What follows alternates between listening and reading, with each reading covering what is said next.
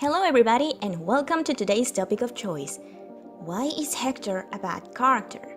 For those of you following Netflix original Castlevania series, you may know that its second season premiered days ago on the streaming platform, and it's already stirring some controversy here on the internet, mainly regarding about this new character that they introduced this season, which is Hector. Why is people so mad about him? He has pretty great powers after all, and he told a good joke the first chapter. Godbrand, you've never met anything you didn't immediately kill, fuck, or make a boat out of. I like boats. I'm a fucking Viking. We're supposed to make boats out of things. And his design is pretty good and loyal to the original, isn't it? So, what happened? Well, first of all, let's try to understand where all these people are coming from. And before we start, there will be spoilers from both Netflix show and the game Curse of Darkness, so beware.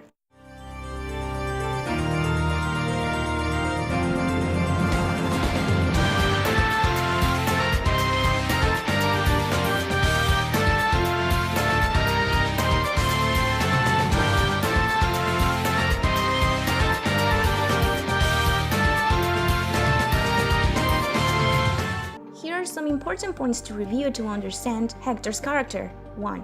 He and Isaac are equals in the show, and I mean this as they are equals in power. Which takes us to point 2. There is no competition, jealousy, or resentment between both characters. There is no reason for them to hate each other. And yes, it is implied in the game that Isaac respects and admires Hector because he is very powerful. Very well. Heed my words, O great powers of darkness! Release to me the tortured souls. Let me infuse him with my life force, and awaken him to the world of the living. Immaculate being, appear before me now! But let's also remember that Isaac showed jealousy that Dracula gave more value and trust to Hector than to him. And it is these feelings and this conflict what makes both Hector and Isaac interact with each other in the plot of Curse of Darkness. His beliefs are confusing. I know they wanted to make him the most compassionate and understanding of both Forge Masters, that he wants Dracula to keep the population of humans controlled. Yet Hector, when somebody mentions, even the Count himself, that they are going to kill everybody, what does Hector do? In killing my wife, humanity has proven to me that they don't deserve Wallachia. Wallachia will now become our seat. We will scour them off the land. We will continue to use the Night Hordes, all the creatures of terror that humanity wants to. He is not shown confused, he is not shown angry. With pure gestures, he doesn't need to say anything, but it's not shown to us what are his feelings, and that's important to establish his character. He is just quite there, absent of everything. Naivety is his biggest flaw, and I will get into detail about this later.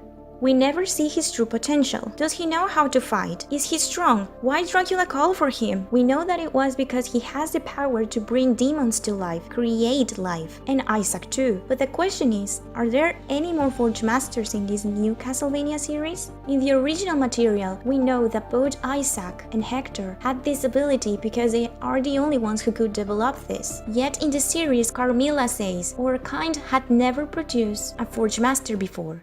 Your skills are a legend. Our kind has never produced a Forge Master. Well, you didn't have to.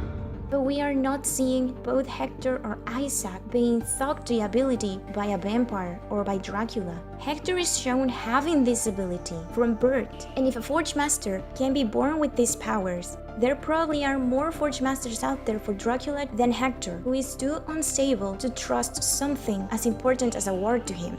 We were supposed to be introduced to Hector, but we learned everything secondhand. Other characters describe how he is, but it's never shown with the character itself.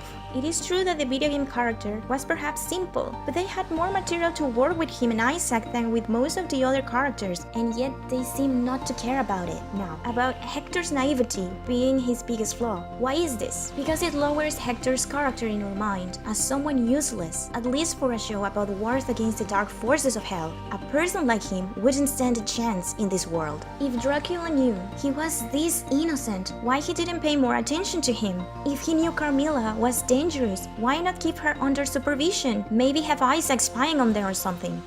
It's not bad that he was depicted as a good person, despite his distaste for humanity. In fact, Hector was an interesting character in the original material, because despite being a villain, despite him killing for the Count and making demons for him and not showing any care for his descent into darkness, it is when he notices the extent of what they are doing that he realizes that killing on a whim is not right. Guided by his own conflicting thoughts and morals in that situation, that he decides to leave Dracula, and that speaks volumes for his character. He may not be a hero, but he doesn't want to be an assassin either. He still is a human after all, and killing his own kind gets to him, and he acts accordingly, leaving the castle forever to have a life of his own. However, in the series, the decision to have a naive Hector meant that we never saw a true development for him. He stayed the same to the end, easily trusting and easy to control. That is partly my fault. He's a child in a man's body. That does make him easy to lie to. He doesn't even fight back when Carmilla takes him prisoner, even if by this point he knew she was evil. He just lets himself get beaten by her, whereas with Isaac, we have a development. He was a good kid first, then it's betrayed by him who he loved the most. Oh. You actually wanted to learn so you could help me do my work. Why? Because I love you. That's why I do this. This is how I love you. This is how I teach you. You stop fucking around. You do as you're told. You never use the word love again. And lost interest in humanity. Why was Hector enraged by humanity again? Because humans killed his pets. I mean, he could have brought them back to life once more. There was no problem there. No real reason for hate humanity. Maybe because they mocked him. But still, that is not shown to us. It is told to us. And that doesn't help us to relate to the character. Isaac lives in isolation because people see him as an object. They want to kill and take advantage of him. I was being hunted by brigand magicians who wanted to kill me, cut me up and sell my parts to other magicians. Someone like me is, in parts of the world, a rich supply of ingredients for potions, spells, and even aphrodisiacs. Dracula saves his life, gaining his trust. I will be loyal to the end and beyond. Isaac wants to repay Dracula's kindness by being loyal. Are you still my friend? Always. Behind me, Dracula.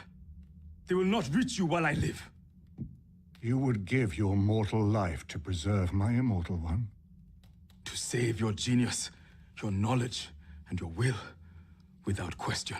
He will give his life for him, but at the end, when this comes to pass, he is rejected for his own good.